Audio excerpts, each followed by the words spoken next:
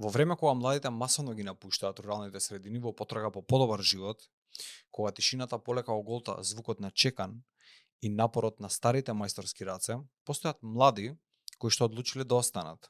Не поради тоа што немаат каде да одат, туку поради фактот што точно знаат каде припаѓаат. Ова е приказната на 19 годишното момче од Пехчево Момир, кој е петта генерација за неечи по машка линија, наследник на вековна мајсторија од дрво, чувар на аманетот на дедо му и бунтовник против белата чума која што ги празни малите градови. Но пред да започнеме со приказната, би ве повикал да се претплатите на каналот и да ја поддржите нашата работа, како што тоа веќе го прават повеќе од 2000 луѓе без кои ништо од ова не би било можно и не би изгледало на начин на кој што изгледа. Претплатете се на каналот, поддржете ја нашата работа, а наша обврска е секое наредно видео да носи нова вредност за времето кое што ќе ни го посветите. Ако е тоа во ред, да ја слушнеме приказната на Момир.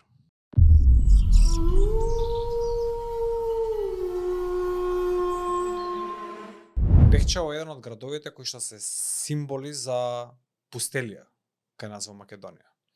И кога слушнав дека сакаш да споделиш приказна преку која кажуваш дека би останал да живееш во Пехчево, мислам, тоа е нешто што мене многу ме израдува искрено, но е нешто во кое што не можам да си поверувам се уште. И едва и чекам да слушнам да, нели, како планираш да го изведеш тоа, која е историјата, едноставно да ја слушнам твојата приказна. Најпрво фала ти што дојде од Пехчево денеска тука, фала ти што си со нас и фала ти што нели сакаш да ја споделиш твојата приказна.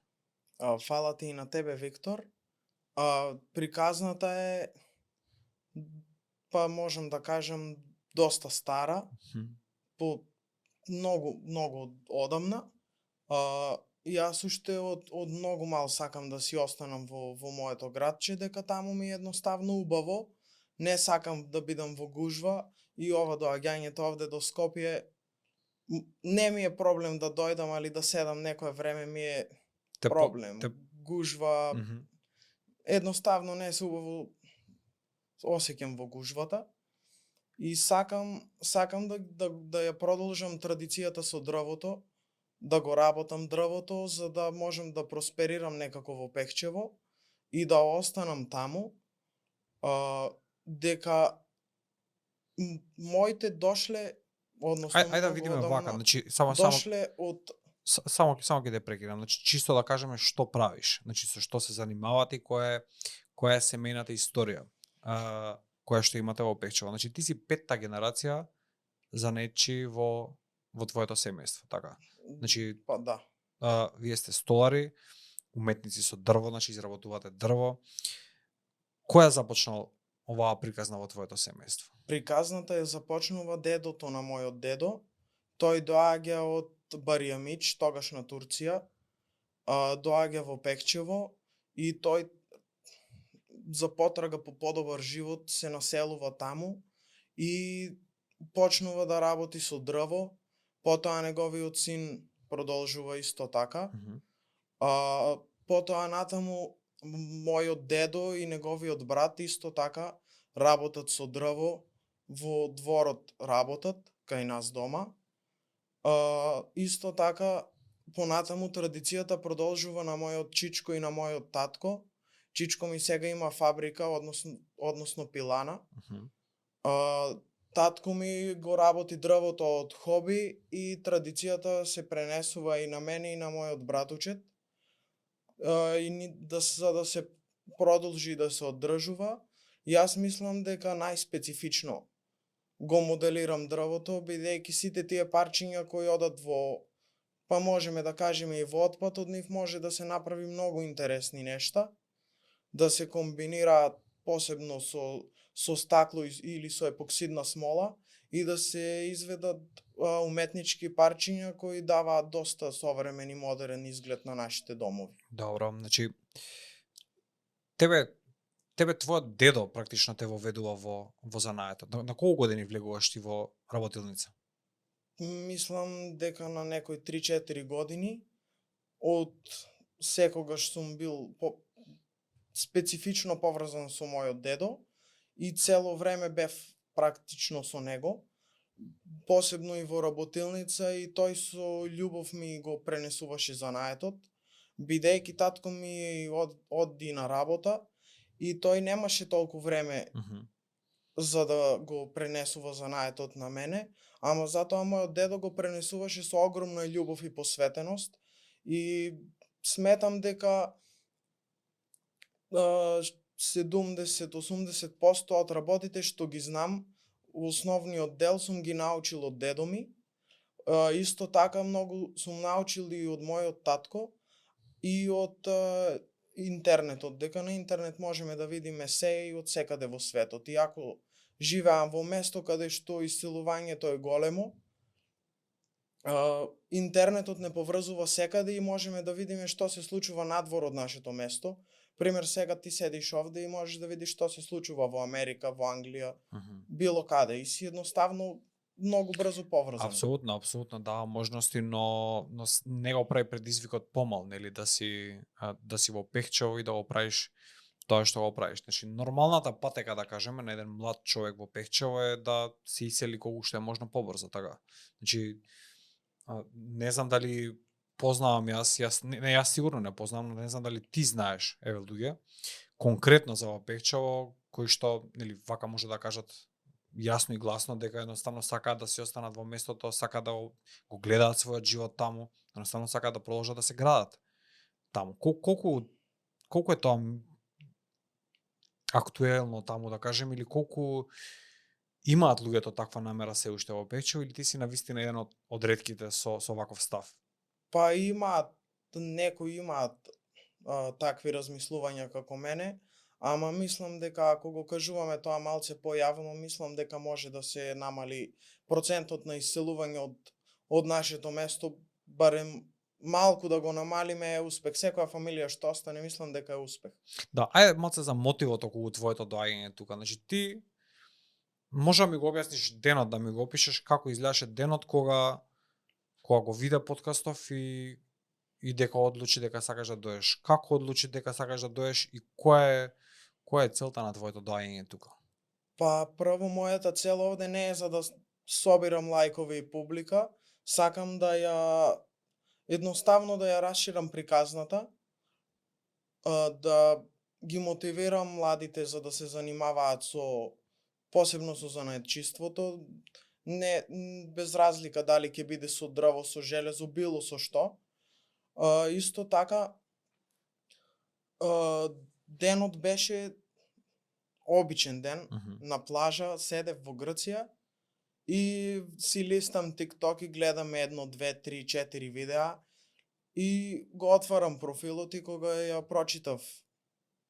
го прочитав описот на профилот и сватив дека можем да ја раскажем и мојата приказна овде, за да луѓето да видат дека се случува нешто и кај нас. А исто така, додека бев и мал, дедо ми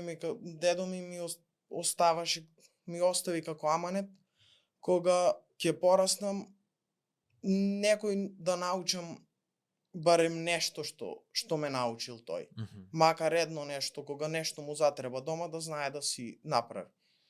Тоа е феноменално. Тоа е многу добар совет и аманетот е прекрасен од дедот и може да кажеме дека го исполнуваш, така. Значи практично тоа е она што го правиш во моментов. Значи не само што работиш на твои 19 години, ти си веќе да кажеме повеќе од 15 години во работилница. Што тоа е веќе, како ти кажам, луѓе се пензионираат со 15 години стаж, ме разбираш. Значи ти веќе имаш толку многу поминато, имаш само 19 години, дополнително правиш дополнителен напор, нели, да го споделиш тоа со останатите. Зошто? Како мислиш дека луѓето го гледаат занаетчиството денес? Значи зошто луѓето бегаат толку од занаетчиство? Па малце е понапорно од другата работа, дека ти кога си сам треба се сам да правиш и да пресметаш и да го измислиш нештото како да го направиш, додека кога работиш нешто друго, имаш за денес одредено ова и ова треба да го завршиш и тоа ти е за денес. Ама кога работиш самиот за себе и самиот со себе, ти са бајле кога станеш, прво ти си ги сам задаваш обврските, а друго кога правиш, пример за една маса да направиш, прво треба дома да седнеш да ја нацрташ, потоа да пресметаш колку дрво ти треба за неа и сам да го измислиш начинот на изработка, без никаква помош од никој.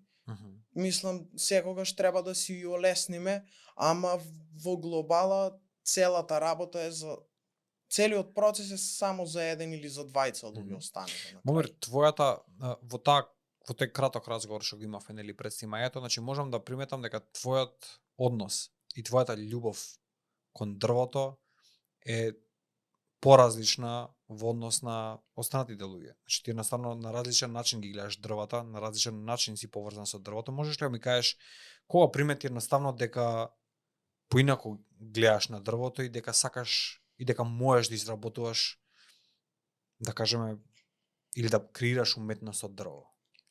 Па бев многу мал.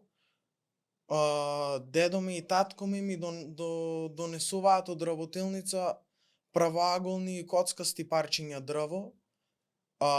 И ми беа многу поинтересни за редење од пластичните коцки. Тогаш сум бил стварно многу малечок и ми беа како да кажам, поинтересни да се играм со дрвото од што со пластичните играчки. Потоа едноставно обкружувањето и целото тоа и кај мене дома имам многу парчиња од дрво изработени, па да не речем сигурно 90% од мебелот што е кај мене дома е од дрво изработен рачно. И тоа едноставно целото обкружување и едноставно мислам дека и од внатре има нешто. Го гледам дрвото поразлично. Пример, ако некој друг го гледа дрвото што треба да се изгори, јас гледам дека од тоа дрво, од тоа парче може да се направи нешто интересно. Ајде баца околу горењето на дрвата, кога веќе го спомна. Значи во 2021 и 2024 имавме нели пожари кај вас, Пехчо го зафатија исто како и останатиот дел од Македонија големи пожари. И ми кажа дека си член на таа на доброволното противпожарно друштво во Пехчево. Таму тоа е волонтерска организација. Вакви организации има на ниво на цела Македонија. Скоро мислам дека има во сите градови. Се собира опрема и обуките сите што се прават се собираат претежно од донации. Од локалните бизнисмени, па не само од локалните, може да се каже од глобалните. И од секаде се собира за кога ќе се случи таква, не дај Боже, случка, да може да се вклучат што повеќе луѓе за побрže да се санира проблемот, бидејќи штетите се огромни и последиците на народот се исто така огромни. Но зошто одлучи да се приклучиш? Значи, можеш да кажеш, например, дека има противпожарни бригади, дека си има служби, дека државата ќе си го реши тоа. Што те натера да одиш едноставно да гасиш пожари? Па, јас не можам да гледам како гори шумата. Едноставно да седам дома и да гледам како гори шума, едноставно не ми е убаво. Не се чувствувам убаво, а и тоа дрво и да не се искористи во дрвната индустрија, едноставно е подобро да биде живо од што да биде изгорено. Кога е дрвото изгорено, никој нема бенефит од тоа дрво, а кога стои живо има повеќе кислород за сите нас. Многу ли шума изгоре тогаш во Пехчево? Па точна бројка не знам да ти кажам, али површината е доста голема. Океј, ајде да се вратиме малце на Дедо. Ти кажи ми за неговото менторство и како изгледаше процесот на учење? Дали беше строг према тебе или едноставно само те водеше низ тој некој пат на учење? Па, како да ти кажам сега, и двете. Дека тоа се таму, сите алати и сите машини кои што се користат треба да бидат перфектно наострени, значи тоа е стварно максимумот што може да се наостри, за да можеш убаво обработиш дрвото. Колку е поостаралото, толку поубаво го сече дрвото. Ама од таа страна кога збориме на мерките за безбедност беше строг и ми кажуваше како да се заштитам. А инаку не се сеќавам и тој и татко ми да ми се скарале за нешто што сум го правил, бидејќи прво ми било објаснето како треба да го направам, за после да знам да го направам. И сега да дојдам до степен да можам сам да го направам. И кој е твојот прв, се сеќаваш ли на твојот прв рачно изработен предмет? Што прво направи? Сам? Па, како мал правев рачки за чекани, рачки за ножеви, имам доста интересна изработка, 6-то или 7-мо оделение. Правев рачка за нож, ама не беше обичен ножот, имаше на него втиснато кога ја извадив старата рачка, бидејќи од едната страна беше скршена, на него имаше втиснато 1912 или 1913 година. Тоа ми е така некако поинтересно и повпечатливо, бидејќи тогаш сум бил стварно На која возраст беше, се сеќаваш? 7-мо оделение, мислам, од прилика. А од поголемиот предмети, да кажеме маса или столче или нешто такво? Па имам сега во последните 2-3 години имам изработено доста интересни креветчиња, масички. Столовите не ми се баш интересни за изработка. Зашто? Бидејќи има вака текстил по нив, тоа не ми го баш привлекува вниманието. Значи ти сакаш само со дрво, да? Јас кога сакам да Ти сакаш дрвото да го гледаш, само значи дрвото. не сакаш да го покриваш со други материјали. Да, дрвото е најубаво од сите. Ако некој, да кажеме, денеска ти понуди сигурна плата во Скопје, убава сигурна плата, дали би ја прифатил? Не. Не сакам да отидам од родното место. Ама многу пари ќе ти даде. Не сакам. Ќе ми ја земе душата. Да. Не можам едноставно прво и да се привикнам овде да живеам, бидејќи човекот е лесно прилагодливо суштество. Не можам да ја оставам работилницата. Ма добро, еве, пак имаш 19 години, значи гледаш дека луѓе прават пари на TikTok, инфлуенсери и така натаму, значи за 15 минути, например, прават илјадници евра и така натаму. Ти треба да бидеш, ти си цел ден покриен во дрво и прашина од дрво, да кажеме. Не ти малце да кажеш, абе, што правам со ова дрво цело време, сум во ѓубре, дај можеби има некој полесен начин на живот да снајдам, да се организирам некако.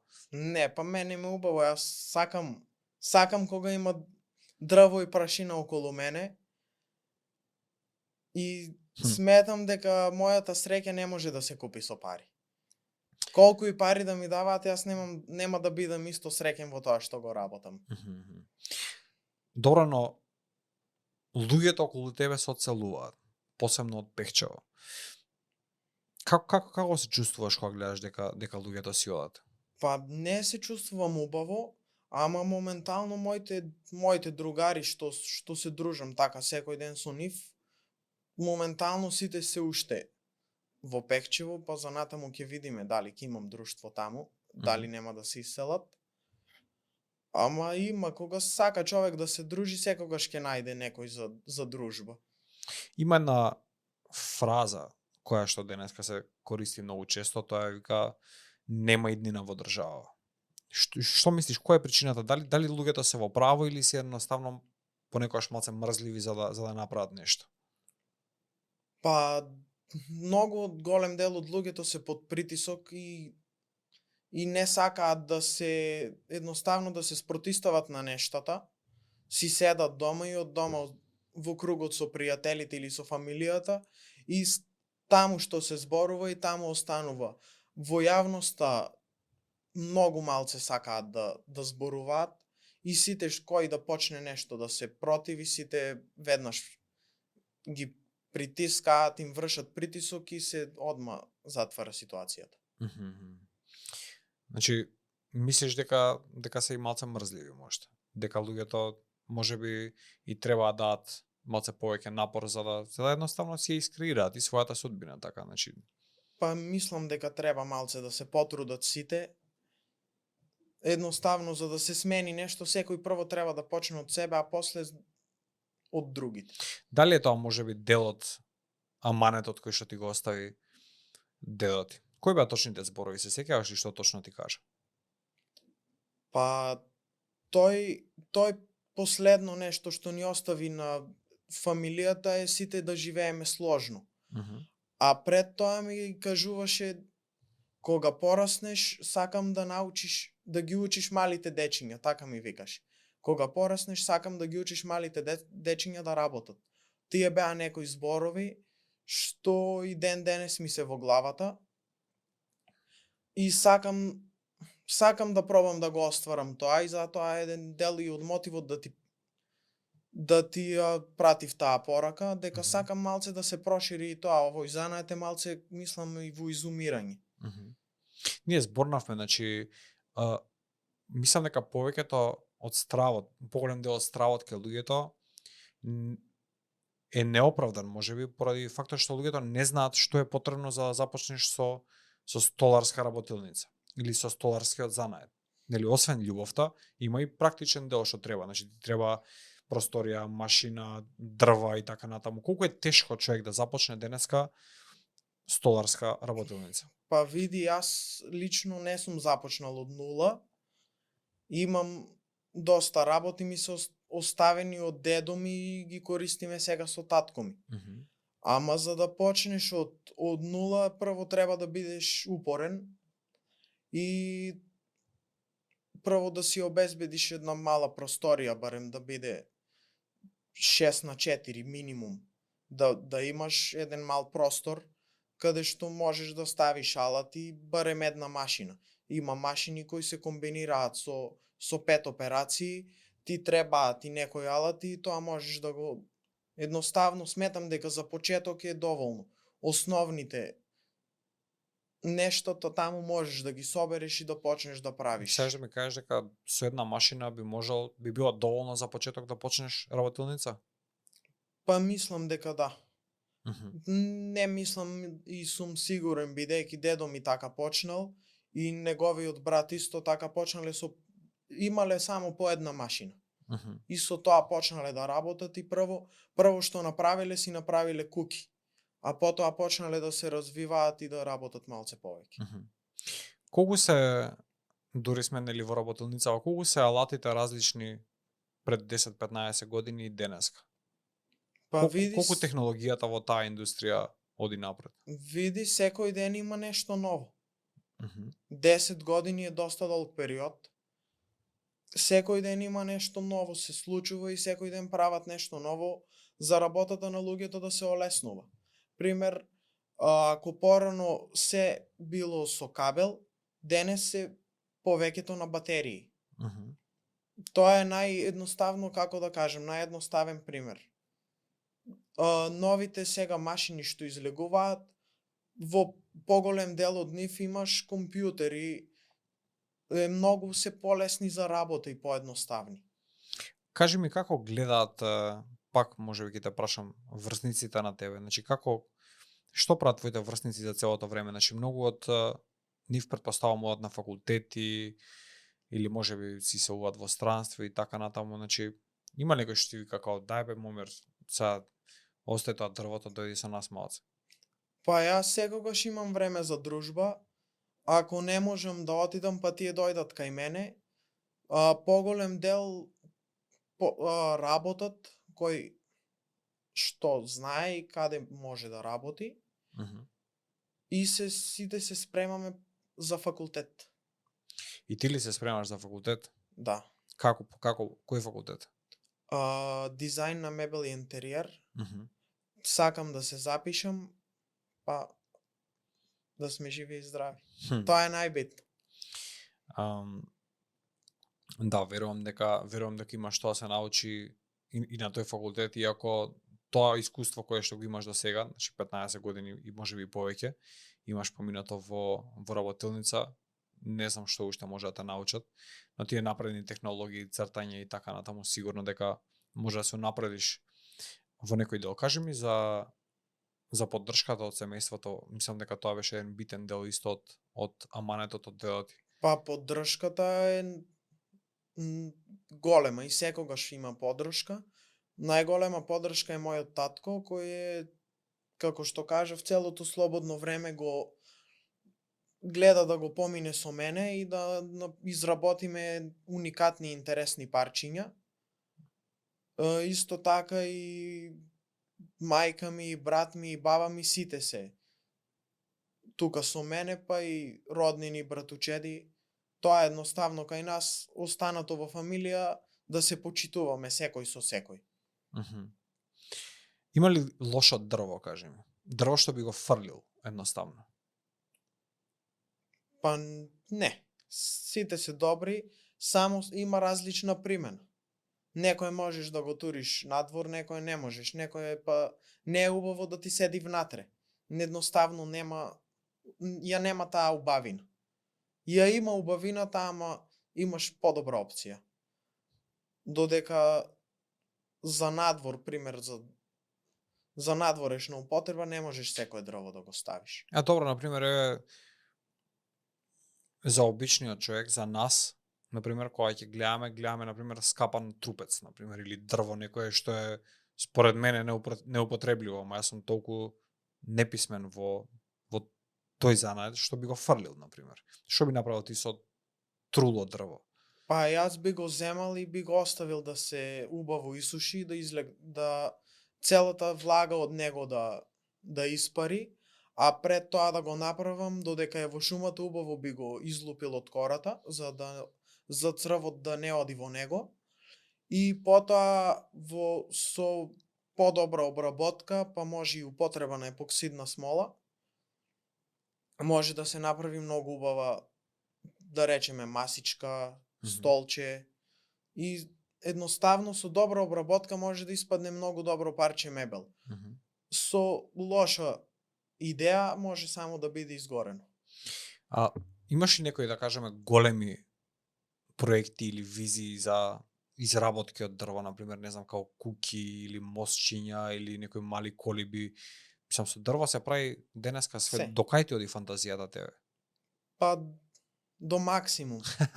Колку може повеќе, толку.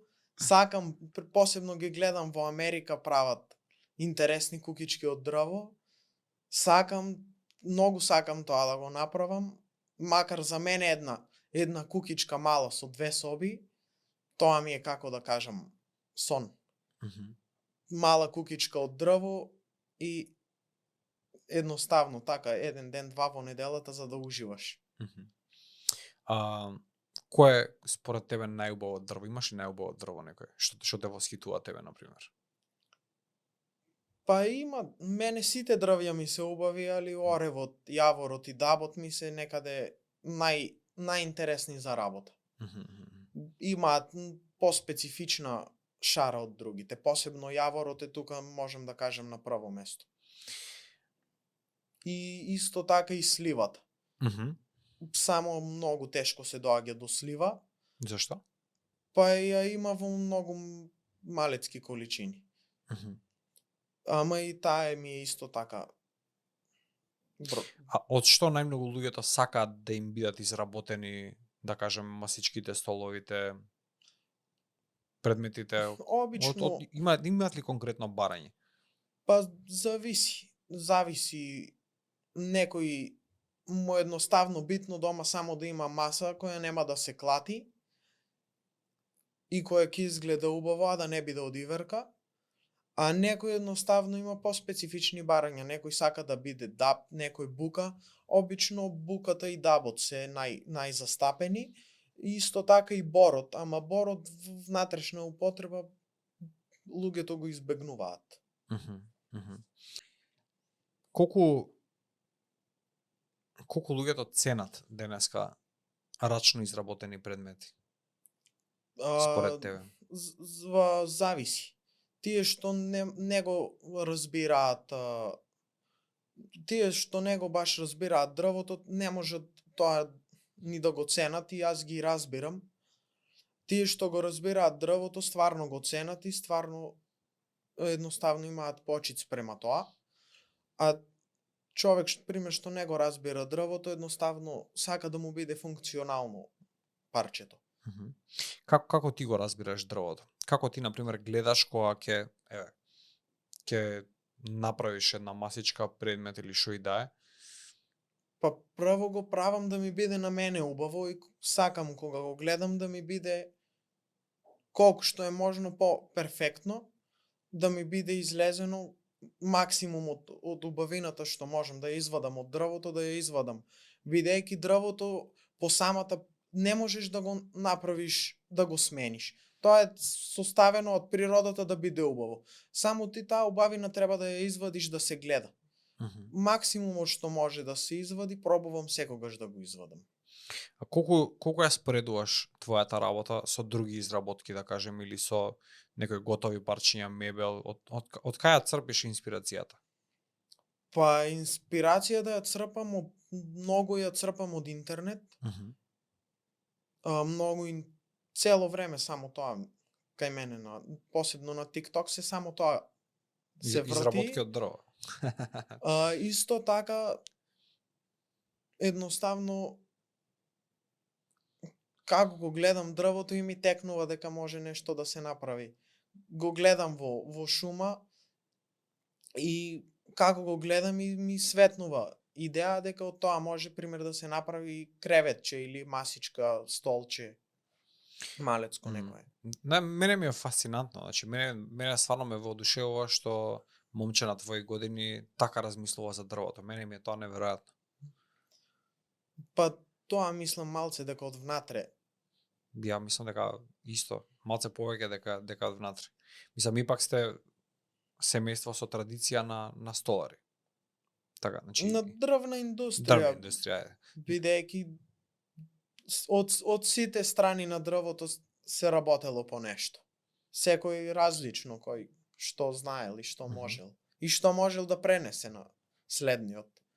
Пример, најстариот дедо работел со трупци. После тоа неговиот син ги преработувал трупците. Тоа се значи не во ист временски период, во различни периоди. Потоа мојот дедо и неговиот брат прават маси и столови. Едниот прави маси, другиот прави столови. Сега јас ги правам парчињата, со татко ми ги правиме уникатните парчиња од дрво, додека кај чичко ми во фабрика се грубо преработуваат трупците. Се надевам дека ќе успееш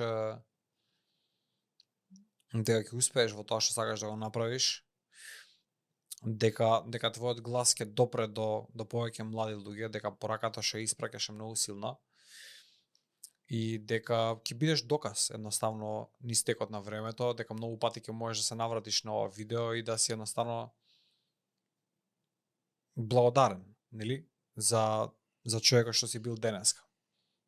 Па сакам, јас и пред малку кажав дека овде не сум да собирам лајкови и прегледи, туку едноставно колку што можам да го проширам тоа, дека светот се потпира сега на младите. Не сега, од секогаш светот се потпира на младите.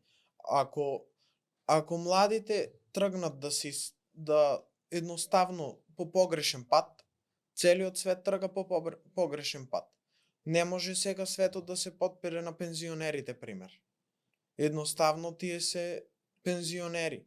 Тие сакаат да ги уживаат моментите од животот што им преостанува. А додека животот е пред младите. И сега на нив останува сето тоа да се продолжи. Да, ама таа одговорност не секој млад човек ја зема, знаеш. Значи, најчесто пробуваат да се тргнат или да ја префрлат одговорноста, едноставно тоа е реалноста. Тоа се младите денес, посебно овие нови TikTok генерации, Facebook генерации, не многу се сакаат да се дружат со одговорност или да ја превземаат. Па види, јас од секогаш сум бил различен од другите, но иако сум бил различен, секогаш сум бил прифатен од сите. И од секогаш моето мото било да не бидам копија на никој друг, туку да бидам пример, макар за еден, ама да бидам пример за некој. Да, зошто мислиш дека израсна како различна личност од тоа што се пошироките маси? На што се должи тоа? Па мислам дека дружбата со многу различни генерации влијае, бидејќи во градинка кога сум бил или во училиште се дружам со луѓе што се колку мене, со мои генерации. Потоа се дружам, потоа поминувам време со татко ми и сум во опкружување на повозрасна генерација, кои се, да речеме, 20-30 години постари од мене. А потоа сум со дедо ми и се дружам со дедовци и со баби. И сега сето тоа кога се собере, од секој можеш да научиш по нешто. Посебно од повозрасните од нас. Од стариот човек можеш да научиш највеќе, бидејќи тој поминал многу повеќе од нас. Значи може да кажеме дека сепак дедот е заслужен за најмногу за тоа што си денес. Па да, За карактерот. едноставно фамилијата, целата фамилија. Да, мислам дека тоа е една од ретките благодети кои што ги уживаш денеска, да живееш во мултигенерацијско семејство со повеќе членови кое што се поддржува, кое што нема, нели, расправи и кавги поделеност меѓу нив, и дека голем дел од ставовите ти се вистински правилно изградени баш поради тоа. И тоа е многу ретко да се види денес, морам да ти признам. Па да, јас пример уживам кога сме сите дома едноставно. Сите пример мои генерации седат одвоено во детска соба, седат одвоено од нивните родители. И јас во детска соба, во мојата соба, само за спиење. Нема што да правиш. Кога сум дома, уживам или да бидам покрај моите родители, покрај брат ми, или кај баба ми одам. И тоа чувство тебе некако ти се префрла и за градот Пехчево, и за цела држава, најверојатно. Едноставно треба да си ја негуваме татковината. Сега секој на крајот од денот секој сака да има подобар живот. Ама мислам дека треба да го правиме тоа да пробаме да го направиме кај нас. Дека има исклучоци дека некој едноставно не може да се вклопи во средина, бидејќи сите сме различни. И луѓето многу често се и по потрага за друга средина, за друго опкружување. И затоа мислам и дека и тоа е причина за иселување од кај нас.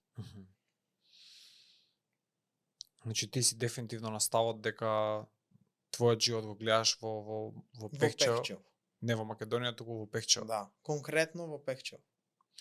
Браво, секоја чест. Фала ти за денеска. Фала ти што дојде тука да споделиш својата приказна. Мислам дека е фасцинантна. Мислам дека е нешто што до сега јас, пример, во мојот живот го немам искусено до сега. Немам слушнато некој на таков јасен начин да се изрази како ја гледа својата иднина, посебно не ако се работи за младо момче кое што доаѓа од Печо. Ти посакувам да ти се оствари целата визија што имаш. Гледам дека имаш со полна душа окажуваш тоа, со чисто срце, и верувам дека ќе имаш убава иднина во Пехчево и дека ќе успееш да влијаеш на голем број на млади луѓе. Па фала ти и на тебе, Виктор, прво за приемот овде. И мислам дека ќе успееме барем на, да речем, барем на една мала група луѓе да се задржат овде. Мислам дека е успех. Апсолутно. Фала ти за денеска. Фала ти и на тебе.